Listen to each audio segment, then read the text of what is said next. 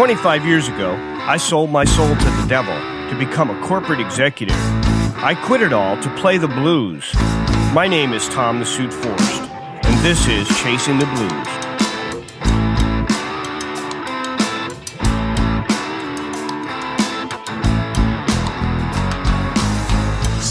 Hey everybody, this is Tom the Suit Forrest, and this is Chasing the Blues podcast. Today, we have a very special guest.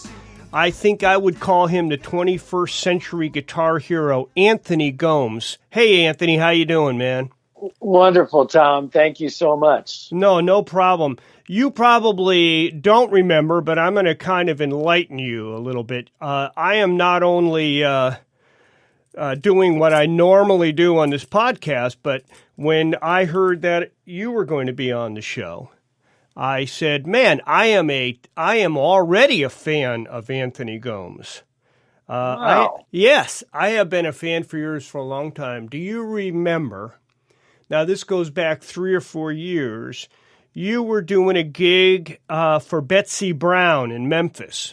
I certainly do. All right. Well, I don't know if I was 2 bands before you. I was playing with a blues group out of Connecticut called the Suit Tie Thirsty, and I was honestly a little bored about all the bands that I had heard there because we were similar to what you were doing. But when you got on, I sat back in the couch over there on stage left, and I said, "Hey, this guy is for real."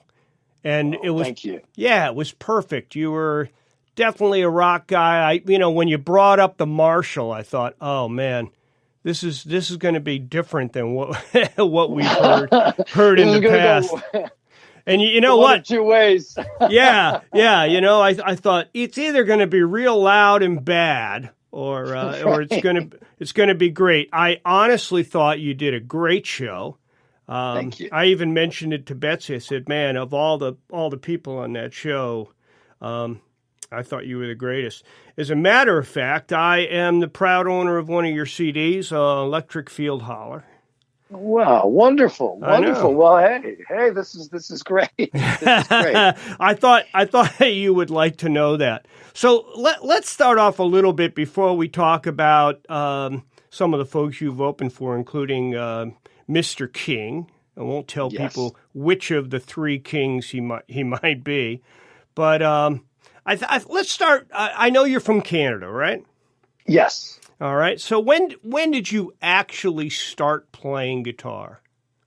When I was 14, I wanted a video game computer system for my birthday, and my dad surprised me with a guitar. I was doing well in school and academics, and I was in some sports, and my dad just thought, he's old school, he's European, and he thought that would round me off as a young man and a Renaissance man. Oops, because I just fell in love with the guitar and was, and to this day remain obsessed about just knowing all about this thing, Yeah, so, it looks simple. Yes. Yeah. I think it wouldn't even be simple if it was just 1 string, actually. No. So you started actually at an older age, which I admire even more. I started when I was 8, so that was kind of before the formative years, Right. Right. Do you consider yourself a blues guy, a rock guy, or a rock blues guy? Well, I consider myself a blues guy. Okay. That likes rock and likes different styles of music, and yeah, man, that's my bag. Is the blues, and however I can perform it. When I listen to you, and I have you on a loop in my car, so I listen to all the tunes on the album. Do you ever get a problem with the traditionalists saying, "Oh, I don't know, man. Are you blues or are you rock?" Yeah, I'm not making music for them. Traditionalists to me are like Civil War reenactors. You know, they live in the past. They don't live in the present time. And it's artificial. You know, they run through the battle plans and they all give themselves fake names. And you know, the past is great, but we don't live in the past. The tradition is great. You know, you respect where things come from, but you know, the word tradition etymology wise comes from the same word as traitor. So traitor and truth are in many ways the same thing. You know, tradition is a traitor to the truth. Things are always in a state of change, you know, and when there's only one Muddy Waters, and there was only a certain amount of time that you could dig Muddy Waters, and then he's gone, you know, and people booed Muddy Waters. The traditionalists of that era didn't like him. They didn't like when B.B. King had strings on The Thrill Is Gone. You know, there's things of that nature that have always existed. You know, every truth starts off as a heresy. You know, the Pope made Galileo recant that the world was round. And you know, I feel like that's what you're dealing with traditionalists. You know, they can't accept that there's any change. And the only constant is change, you know. So, you know, that's what we have to really deal with. Yeah, boy, you are preaching to the choir. When you were down in Memphis, when I saw you, did you attend the IBC at all, or did you just you were just down there to perform? I'm not sure. You know, I have attended. I have attended. You know, the IBCs, and I have attended the BMAs at various years, and they've all sort of run into one big thing. So I'm not certain. Yeah. Yeah. So let me ask you this. I hear blues in your music for sure. In fact, everything to me is blues. But what kind of, I hear some influences in there, but I would love to hear what you think your influences are or what you know they are. Well, you know, it's like, when did blues... The challenge that blues has is that because it's perceived as the root and the beginning of all music, that blues cannot be influenced by anything else because it then turns into that genre. For instance, let's make this argument. Blues can't be too rock because blues created rock and roll. And if it becomes too rocked up, then it actually becomes rock and roll and it's no longer blues. That is the argument and the thinking. But I look at it this way. Blues is the father or the mother, and rock and roll is the child. And, you know, blues had a baby and called it rock and roll. Thank you, Muddy Waters. And I have the world's greatest dad, and my father has taught me so many things, and I'm so grateful for. But I've also showed my father a thing or two. So I think that the genres that influence the blues can also inspire the blues. The genres that were born from it can inspire it. If I want to finger tap on my guitar like Eddie Van Halen, I should, I'm not going to do it because nobody did it in the 50s in the blues? No, that's not being fair to the blues. We should be as open-minded and accept anything. To me, blues is a feeling. And as long as you maintain that feeling and that emotion in the music, it doesn't matter if it's rocked up or not. I mean, you know, again, Muddy Waters got booed for playing electric because it was seen as too, you know, too rocking, too crazy. Right. But that's Muddy Waters. I mean, you're going to tell me that guy isn't blues? Please. So, you know, and to me, purists, the problem is, had they been born a generation earlier, they would despise the very music that they're trying to preserve. Correct. Because that they would feel like that was an abomination of the music. So, and of the genre. You know, to me, Muddy Waters doesn't sound anything like Charlie Patton. You know, so there you go. You know, things evolve and change, and we have to accept them.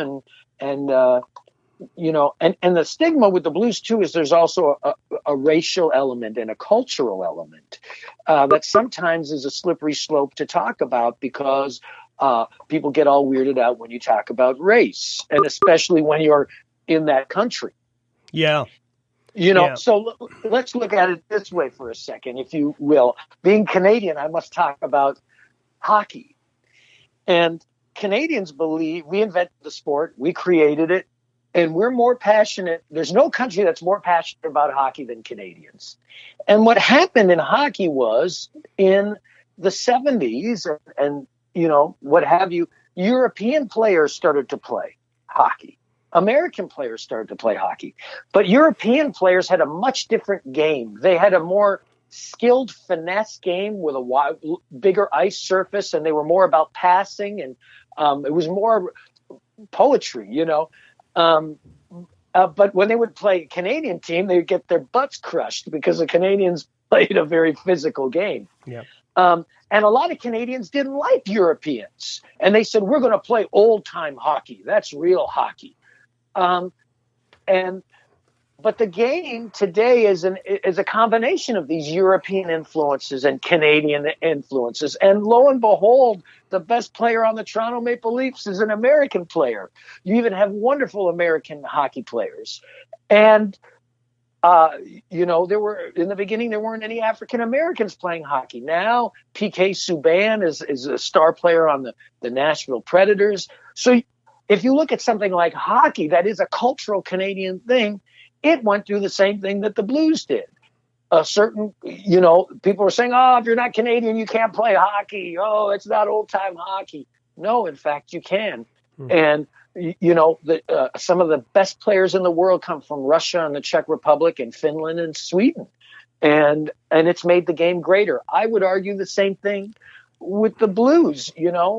Having a Canadian white boy from the Toronto suburbs playing the blues is actually good for the blues. The blues music, man, it adds another dimension. It adds another perspective, because the honest to God thing about the blues, it's the facts of life. It's the truth. It's the essence. It's the holy grail of emotion. It's the bullseye of passion. And that's what the blues is. So, man, you've got to accept that things grow. And it kills Canadians when we don't win the gold medal. Yeah, we cry. But you know what? It's good for the sport. It's good for the sport, and it's good for growth. Well, I was talking to another judge. I judge the IBC every couple of years, and somebody said, oh, man, the best band I saw was from Australia. And I thought, there you are, man. It's not where you come from. It's how you feel. The blues started off as a music of African-American people inspired from Western music and African rhythms. Okay? The blues just didn't come out of thin air. It was European songs mixed in with an African influence. So it's not like the blues just popped out of nowhere. And it was a combination of this. And that music grew out of the worst, horrific, horrendous conditions. Yeah, of prejudice, of racism, of inequality, of human beings not being treated like human beings, the worst possible thing.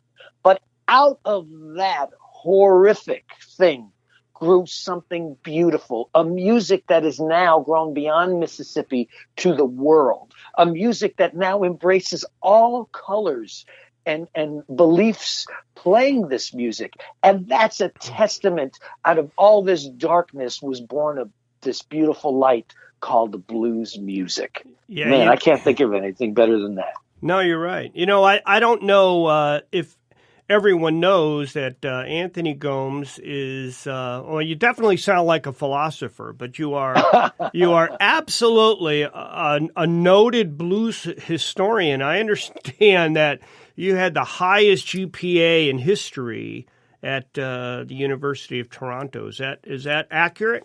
That is accurate. Did you cheat or no? No, come on, man. Wait a minute. Man. How could you have the highest GPA University of Toronto and now you're a blues guy? That doesn't make sense. Hey, man, let me put it to you this way. I was just trying to stall and get this degree to get my parents off my back to try to make something happen with my music career. But I really loved academics. And, I mentor some younger men and women who play blues, and I tell them, get as much as you can out of life. Go to school, have different experiences, eat different foods, learn different things, because you got to write lyrics, and you better be able to say something in your lyrics. That's a good point. I hear young people sometimes say, well, can I do the blues? I mean, I grew up in middle America and everything was okay. I said, listen, everybody's got a story and everybody's got pain. It doesn't matter if it's about money or a relationship or your health. You can write as long as you have a story. Then you can be a blues man or woman. Yeah, and I think if you can emote, when you play, if people can feel, the pain. Let's say you sing about. I had some difficult times as a kid growing up and some challenges. And I'm able to emote and feel those things, even when I'm singing about a different subject matter that may or may not have happened to me. But as long as you can go into that well and that place of pain and triumph, the blues is about triumph and healing. If you can go into that place and people feel it, that's the blues, man. It's up to your audience. If they feel it, man, then you're doing your job. Well, let's talk about your career a little bit. I know you've got about 12 albums out there. That's right? 12 albums? Yes, right around there. And I see that you have opened for a ton of people: Buddy Guy, Robert Plant, Bonamassa, Johnny Lang, a bunch, and the list just goes on. But one that really stands out to me, is B.B. King. Yes. Let's chat a little bit about that, if you don't mind. Our listeners love to hear about some of the icons, and I guess that includes you, man. So that's pretty cool. I'm still writing the chapters, BB, or a chapter. BB wrote the book. I know, but he's gone. You're here. Yeah, well, and I'm also here. The thing that I love about the blues is it's about fathers and sons and mothers and daughters, and it's bigger than any one artist, and it's about passing the music on. And what I try to do every night is keep a little bit of BB's spirit alive, and not only in my philosophy and in my guitar playing and trying to be the best ambassador for the music I can be. When I was in college writing my master's degree thesis on the racial and cultural evolution of blues music, right. I was doing this because I wanted to figure out, like you mentioned, how does a white guy from the Toronto suburbs fit in? Mm-hmm. Can I really play the blues? Am I really playing the blues? And I was a big fan of B.B. King. Everybody is. You got, if you don't like B.B. King, you got a hole in your soul, man. But I became even as much or more moved by him as a human being and all the things he did for the blues. And one night, on Thursday nights, they used to have this jam night. And if you played well, they'd give you a beer. And if you played really well, they'd give you 2 free beers. Oh, you're getting paid big time then. Okay. Hey, man, when you're in college, 2 free beers is like $1 million. So I was feeling pretty good. It was a 2-beer night. I was giving it the best I could. And some guy comes up to me, an older gentleman, and says, oh, man, it's nice to see a younger man playing the blues. Who's your favorite guitar player? And I said, well, that's easy. B.B. King. Those were my words. I'll never forget. Well, that's easy. B.B. King. He said, I thought so because I'm B.B. King's bus driver and I want you to meet him. And this was a pretty sketchy place. I was like, yeah, right. You are his bus driver. You'll never be seen again. Yeah, exactly. Come meet me by the nacho cart. No. So he said, yeah, I'll get you 4 tickets for tomorrow's show and I'll introduce you to BB. So I call up my friends. I go, guys, we may or may not have 3 tickets to see BB King tomorrow. Lo and behold, man, it was true. it was true. He was BB's bus driver. BB spent half an hour with me, gave me advice, and mentored me throughout my career. And we had many opportunities where we opened up for him. And I'm not the only guy that BB did that for. I'm one of several people that he did that for. And I can tell you without a doubt, he was the most humble, gracious, kind, open-minded, philosophical guy. And I thought to myself, this guy is twice as good as I am on my best day. And he's 70 years old. I better be twice as nice as him if I'm half as good. And that's impossible. But it really shined a light on the fact that he was an amazing person and he was the greatest that ever was. So tell me, what was the best advice that he ever gave you? He said, Anthony, well, a couple things, two things that strike me. I mean that you can say on radio, Yeah. Yeah. One thing he said is that, Anthony, you have to do what you have to do with the blues. They're like the laws of the land, young man. They have to be amended to the times we live in. That's cool. What do you say to that? Like, Yeah. You're like the Benjamin Franklin of the blues. I mean, just then So here's the interesting thing. What a wonderful gift to have. Mm. I started hanging with BB on this tour. Not like we're not going grocery shopping together or anything like hanging like that. But we'll eat together every now and then. We'll chew the breeze every day. Hey, how was your day? And after a while, you kind of forget, like, this is your idol, man. He just becomes a person. But so he comes to me and he says, Anthony, how do you like the tour? How's it going so far? And I said, BB, I got to be honest. It's horrible, and I'm not having a good time at all. And he was so shocked. He said, what's wrong? I said, I'll tell you what's wrong. I open up the show. My friends come to see me play, and then you play, and they get to see where I steal all my licks from. This is really embarrassing. And he laughed, and he said, man, don't say steal, say borrow. And if you borrow from one person, it's plagiarism. But if you borrow from more than one, it's research. Hey, that sounds like a Marxist. Yeah. So it was really very interesting. And he told me about Blind Lemon Jefferson and Lonnie Johnson and T-Bone Walker and all the guys that he borrowed from, and explained, he said, a lot of people never heard of these people. So they think that I invented those sounds, but I didn't. I just, tried to make the sounds I heard in my head and how they sort of played it. And he explained it. And really, here's a guy that, the whole world looks up to. And he was explaining how he sort of did it, and that, man, you could do it too. And he was always so encouraging. And the day after I met him, I told my parents that, I wanted to be a professional musician, even though I had been a professional academic student. I told them, hey, I really want to do this. And they were a little scared and skeptical. But I thought to myself, you know what? B.B. King believes in me. And that's all I need to know. And, in times in my life where I've taken a lot of flack from the purists or things haven't, people haven't recognized the essence of what I've been trying to do for the blues, and they see me as a challenge to it. I remember that.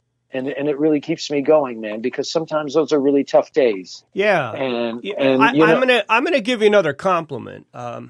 One of the pet peeves I have as a guitar player, because I play with a lot of musicians, and I play with a lot of guitar players. And one of the things that I have a complaint on generally is that once they're up on stage, it's like, I'm going to throw in the kitchen sink and just simply show everybody, how fast I am, how blazing I am. And they start at 10 and they go to 11, and I'm sitting there on stage just thinking, oh God, I just want to go home.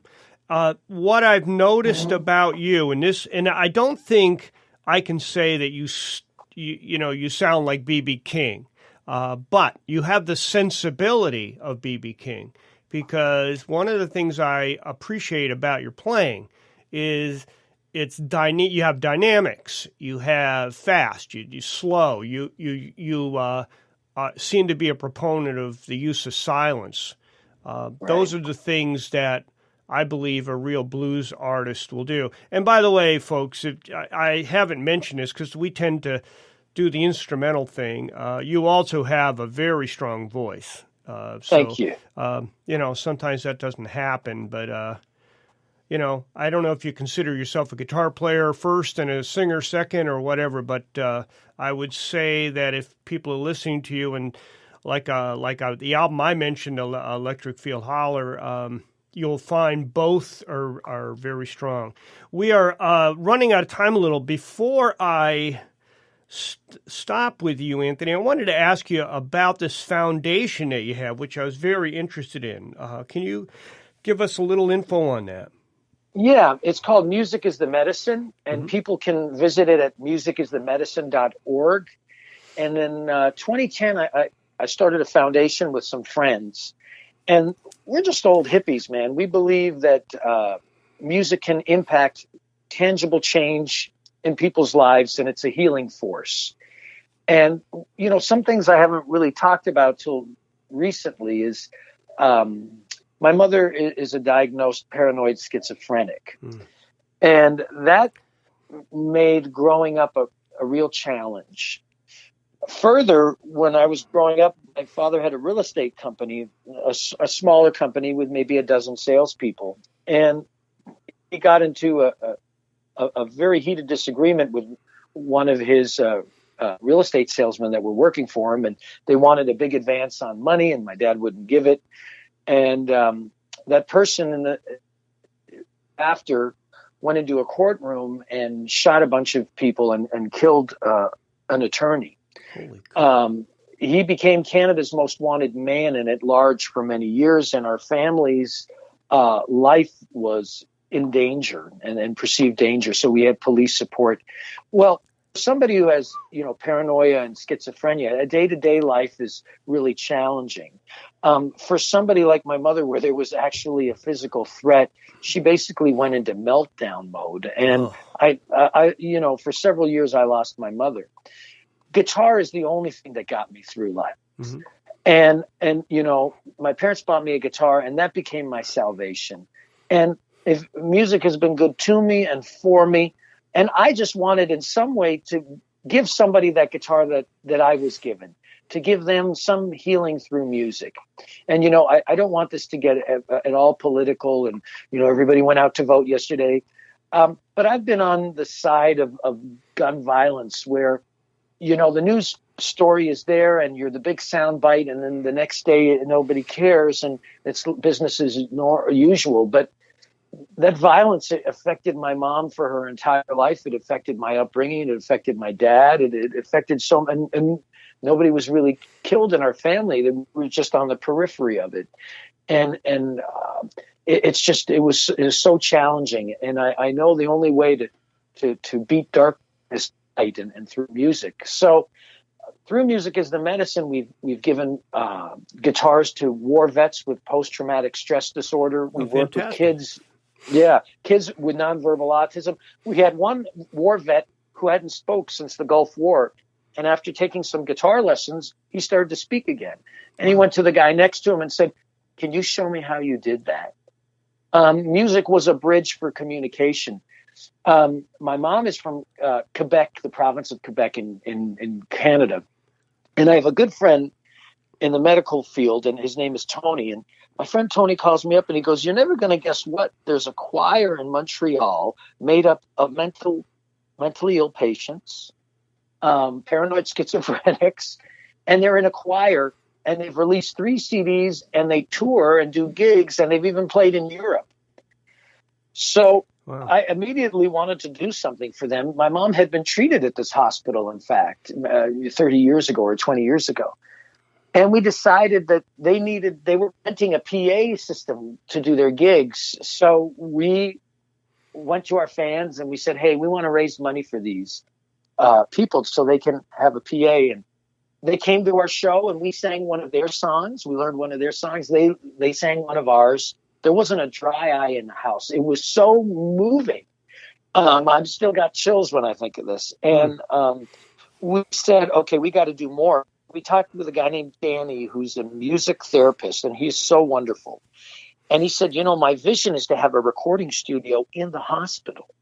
So we raised $5,000 to equip them with a recording studio so they can now record in the hospital. They can make albums at no cost. And I've had doctors, their doctors there said, Anthony, take a look at these people. Half of them would not be alive if it wasn't for this program. That's great. And it's been so successful, and Danny's work has been so groundbreaking. Even the province of Quebec is thinking of expanding this music therapy as a template and testing it in other hospitals. And in a full circle moment, they gave me a plaque for the recording studio that they're hanging up, and it's in my mom's name, and they're honoring my mom in that way. And what a beautiful thing. That's great. Out of all of this, what music has taught me is that it's not only about guitar solos and album charting. It's about communication and community. And whatever I've given to music as the medicine in terms of time and commitment has given me so much more back. How do people give to this? Is there a site? Yeah, there is. musicisthemedicine.org. There's I believe a PayPal button, or they can make a donation. I'd also like to say we've chosen to remain small and work with volunteers, so every penny that's donated goes directly into the programs. We're not taking any administrative fee. We do. We try to get grants from companies to help cover some of those costs. So if anybody's going to make a donation, it's really going to, if you make a $5 donation, $5 is going to help out, not, 42 cents or something like that. Yeah. No, that's absolutely excellent. And I applaud you for doing that. Thank you. I have a question for you. Okay. It kind of goes back to the music a little. You ever tour China? No, man, but I would love to have that experience. And I would come love with to see me. that culture. I'm heading there right after New Year's. I was hoping you'd give me some advice. I'm doing a 3-week, just a short tour there, and then I'm coming back to the Northeast, and then I'm heading back out there in the spring. So I'm excited, a little nervous. I don't speak any Chinese. So. Right. Well, it should be fun. They have good apps. Yeah. They have apps, right? They have apps that you can communicate with. Yeah, man. Actually, apparently, I have a handler, so I guess they don't trust me out there on my own. So right. So yeah, that's going to be good. Hey, listen, Anthony, this has been a fantastic time. I'd love to get back with you again and spend a little more time on what you're doing in the future. But in the meantime, so that everybody knows how to listen to Anthony Gomes, how to check out where you're playing, your tour dates, etc., how do we do that? It's easy. It's Anthony Gomes, and that's spelled GOMES.com. And from there, that's our website. We have a portal to every social media, the Twitters, the Facebooks, the Instagrams, the et cetera, et cetera. So you can visit us there, and we have little icons that can take you to your preferred social media place, or you can hang out or visit our store or check out our tour dates on our website. You got some good merch. I did look at that. I thought your merch was really nice. If anybody wants to check that out, it's anthonygomes.com, correct? Yes, absolutely. Well, thank you very much, Anthony. This has been great. This is Chasing the Blues podcast.com. If anyone wants to hear this and spread the word about Anthony Gomes and his music. Again, Anthony, thank you so much, and hope to be talking to you soon. Let me know when you're coming to the Northeast. All right, will do. Thank you so much, Tom. All right, Anthony, thank you. Okay, bye-bye. Bye now. Chasing the Blues is recorded at Factory Underground Studios in Norwalk, Connecticut. You can learn more about Factory Underground at factoryundergroundstudio.com. and connect with me on Instagram, Twitter, and Facebook at Tom the Suit Forced. You can find my music, tour dates, merch, and more on TomTheSuitForce.com. Thank you for listening. Open up your eyes, you'll see. Put down that goddamn phone and look outside. You know he's coming, he's got hell on his side. The wolf's out the door, and he's coming after you.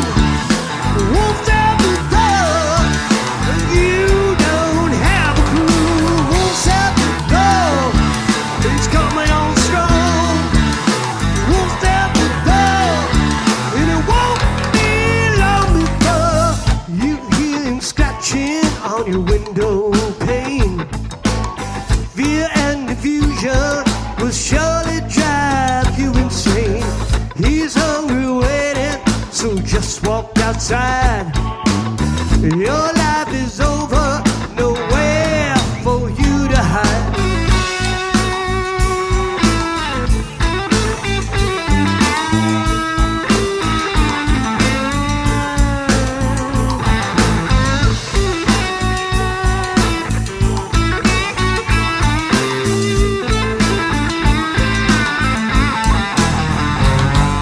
The wolf's out the door, and he's coming after you. Wolf's out the door, you don't have a clue. Life's gonna change, know the one thing for sure. That ain't no puppy love, the wolf is out the door. You just sleep soundly while you slip away. You think it's gonna be just another day. Just roll over and go back to sleep. Dream about the good life while you are counting sleep.